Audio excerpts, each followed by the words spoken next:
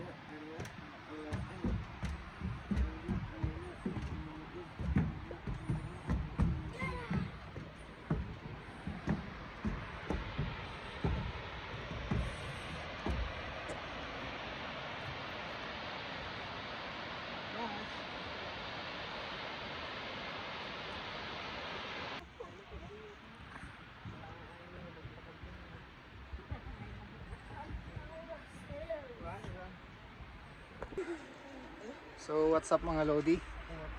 So kagagaling lang namin dun sa Hagdan kanina. So ngayon nandito ako sa Kirifuri kasi malapit lang dito. Mula dun sa pinuntahan namin kanina, malapit lang, mga 15 minutes lang papunta dito. Rock and roll mga Lods. So mula sa parking area mga Lods hanggang dito sa view deck, kasi hindi mo talaga mapupuntahan yung mismong falls. So may lalakarin kang 10 minutes.